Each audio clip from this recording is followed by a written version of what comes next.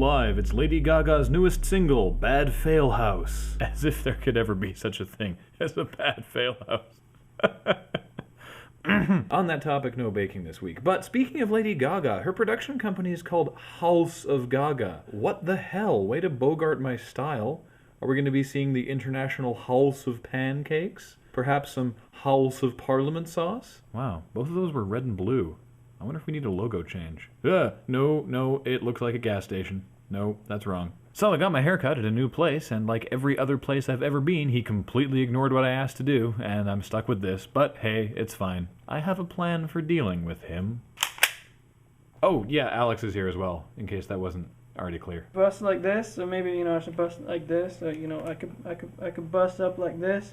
Maybe, bust like this. So hey, funny story. A guy in Massachusetts has rung up an impressive string of arrests after being picked up for driving after suspension, attaching improper plates, forgery of registry documents, and driving an unregistered and uninsured car. Kind of a douche, isn't he? Indeed, especially when you consider that the next day he was arrested for stealing $10,000. Sorry, they arrested him, and then they arrested him again? Go big or go home. Sorry, I just imagine him picking up 10 grand like a power-up in a video game or something. Bloop, bloop, bloop, doo-doo-doo-doo. I think if anything, the power-up he picked up was power of bonus arrest, because the day after that, he got arrested for breaking into his former girlfriend's house. He did not. Yes, he did. Don't you, go to jail when you get arrested? I think this might be more of a strike against the police of the region than anything. Yeah, I guess maybe this is some sort of definition of arrest we're not familiar with, wherein arrest means now. Were you driving an unregistered vehicle? Yes. Are you gonna do it again? No. Right. Glad we had this talk. Can I have an extension on my biology essay? So here's a surreal evening for you if you live in Iowa City, Iowa. Man dressed like a cowboy breaks into your house and threatens to kill your dog. I'm gonna plug you like you was a dog. You're gonna wake up on Phailhaüs. Ay, really? It's like your first one. Really starting out strong. If by strong you mean extreme weak sauce. House of Parliament sauce, on the other hand, totally not weak sauce. In a sad capitulation to social pressure, Canada's second oldest magazine is changing its name because apparently people find The Beaver hilarious. You said beaver.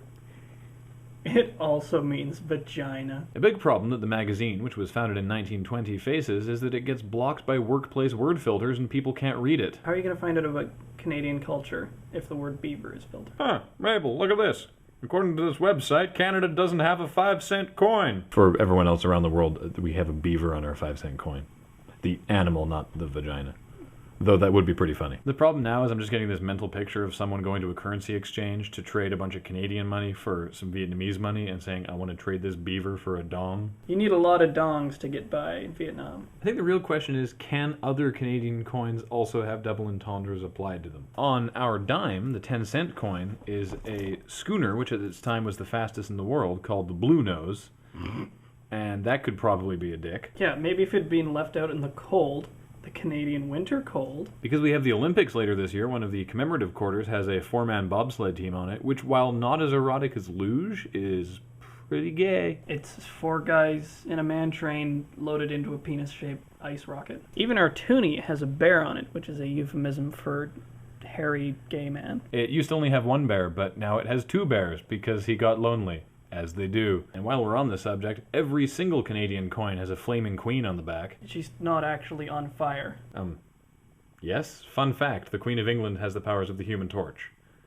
Where were you in school? Not in your class, that's for damn sure. Flame on. Woof! And now, whether you like it or not, it's the word of the day. Apposite.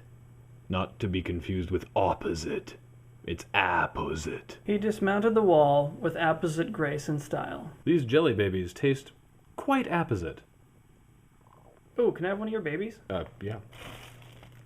I actually meant one of your future children. Yeah, that's cool. Did you want a gummy? The day of the day today is Thesaurus Day, which I think I recall doing last year, so we'll just say that this is a synonym. And now the pick of the day, or picks of the day. Here's a perfectly normal looking auto trader. Please use the customer entrance. It's that way, no problem. Let's go to the customer entrance. Please use other door.